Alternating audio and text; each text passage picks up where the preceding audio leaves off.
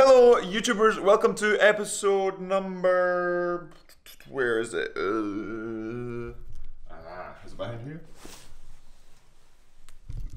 And today, I've actually slept in a little bit. I've taken the advantage of not training full program with the team, taking the advantage to just get an extra sort of hour and a half in bed, and then that'll do me better over the next few days because this will be the last...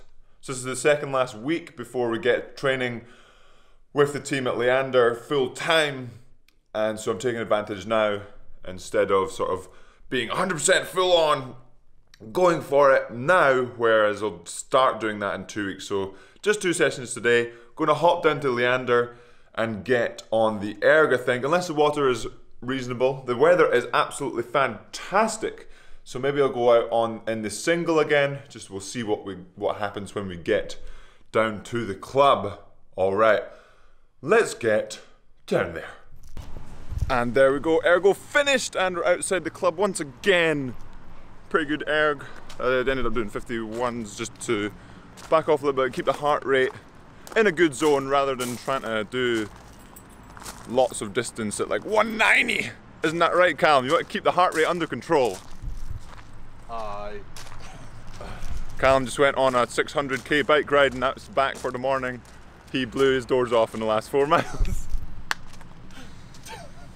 It happens, good training, and then doing weights this afternoon. But remember, now is time to fuel up because food is fuel. So let's get to that. And we've made it back to the house and we've got a little voiceover action right now because I'm still having issues with the camera's audio input, mic input, so I will be sending that away at some point. But now we've got some food. It is beans, breaded toast, toasted bread, bread with some cheese, and there was lack of eggs, so I also went for some mackerel, and what I chose was some teriyaki mackerel, and there it is, just a bowl of teriyaki mackerel, and there we go, beans, toast and cheese. Actually ended up being quite delicious, but there was a lot of teriyaki on that mackerel, so it was maybe a little too much, maybe, but maybe not. It was good fuel anyway, because remember, food is fuel. And then now, what I talk about here is what I was doing for my workout and how what you have to really do is listen to your body when you're working out.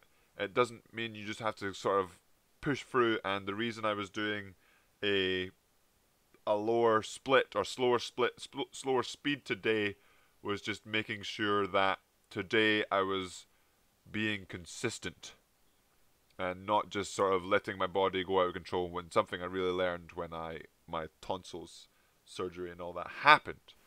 But now it is time to head down to the club. We've got weight session with Mary, and then that will be it. But let's get to it!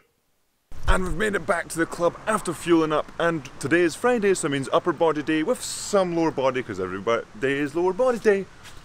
Let's get to some upper body slow-mo B-roll.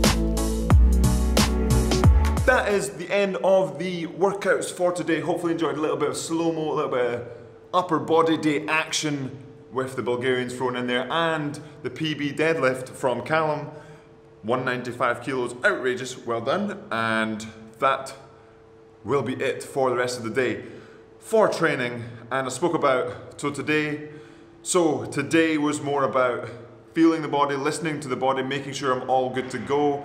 For example, in the erg, I didn't want to keep pushing and making the heart rate go higher and higher just for that split. It's more important to make sure you're in the right training zone. Some days that training zone can shift either way, but it's up to you to decide where that zone is and how you feel on that specific day. And today I just felt like just a bit tired, and so doing the 12K at a split slower and then a decent weight session just brings sort of the body a bit more relaxed and ready to go for the next day. And a big key about training, especially doing as much training as we're doing, is consistency. And so just making sure you're doing training day after day after day is much better, especially even if it's like half a split slower, is much better than going half a split faster and then having a day or two off every little bit just because you've pushed it too much.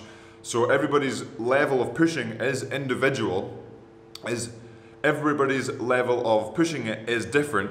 So you have to find that yourself. That could be 140s, that could be 155s, that could be 210s. And that's all up to you to find that. And for me, it's a measure of different things. We're lucky to get lactate testing at the GB training center. Heart rate, there's a good measurement. Level of perceived exertion. All those three combined are really good, can make one sort of guide to how you're feeling, how hard you should be going that day.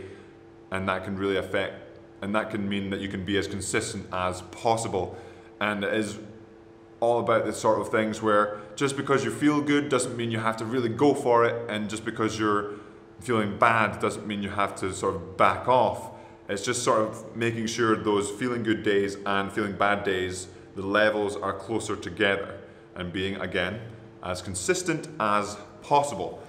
That is it for today's episode. Hopefully you enjoyed a little bit. Not too big of a day, just an erg and some weights, but tomorrow we do have the 3x2Ks, aiming to go faster than any of the averages so far this season. So I think that my average of last week was 6:33, and so tomorrow I'm aiming to go overall, get that average under that. So we'll see what happens with that, and I think it'll be the rates will be a little bit higher, so hopefully that will help me get there. And that will be it for the rest of the episode for today. Hopefully you enjoyed it, and remember, subscribe if you haven't already, hit that like button, and have a good one.